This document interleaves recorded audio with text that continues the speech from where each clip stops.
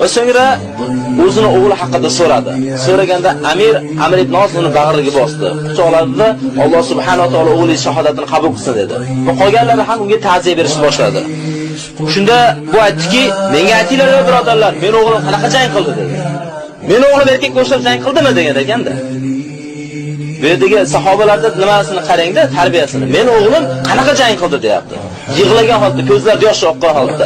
Shunda ular aytdilar, o'g'lingiz erkaklarga jang qildi dedi. Dushmanga o'zi 100 ming dushmanga birinchi bo'lib hujum qildi. O'g'lingiz ularga chang soldi, ularning qalbiga dahshat soldi va mardlarcha shahid bo'ldi deganda, alhamdulillah degan ekan. Mana shunday o'g'lim borligimni Allohga hamd aytaman. Albatta Allohga qasamki, yo o'g'lim qasosini olaman, yo men ham o'g'lim ovqatga yetib olaman degan ekan. Mana shu yerda bir urg'u berish kerak-da.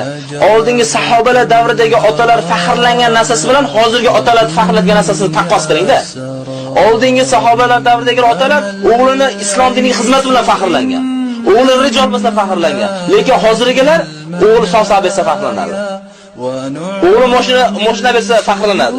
Bir dindor o'g'il bo'lsa-ki, o'g'li dindorroq chiqib qolsa, o'zi jaholatda o'tgan yetmaydi. O'zi hayoti bir islomda o'tmagan. Mana shu kufrni rejimlarda ishlab kufrni mana shu obod qilib xizmatini qilib yo'q bo'lmasa kecha kunduz shu bolam chaqada o'tib ketgan, uni dinni o'ylamaganda, endi o'g'li adashib bir o'g'li bir endi qo'shtirnochida adashib hidoyatlanib qolsa, bir jihodni tushirib qolsa, o'g'lini ma'lumot qiladi. Qara palonchini bolalar somsa beryapti deydi.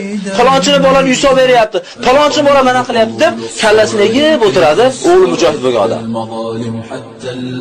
O'g'li lekin bugungi kunda jihod qilmasdan Alloh yo'lida mana shu o'zining jonini, molini bermagan, beg'ayratlarcha yashayotgan islom ummatiga umuman qayg'urmayotgan ahli dunyo va jamoat bo'lgan o'g'li bo'lsa, undan faxrlanib yuradi. O'g'lim biznesmen deb maqtanib yuradi. Kallasini ko'tarib yuradi. Lekin hozirgi oldingi davrda o'g'li beg'ayrat bo'lgan odamlar kallasini egib yurgan ekan sahobalar davrida. Meni o'g'li beg'ayratli bo'ldi deb. Hozirda qarangda, kim kallasini egiyapti? O'g'li mujohid bo'lganda kallasini ko'tara olmaydi mahallada. Terrorist bolasi, u kallangizni ko'taring otaxon.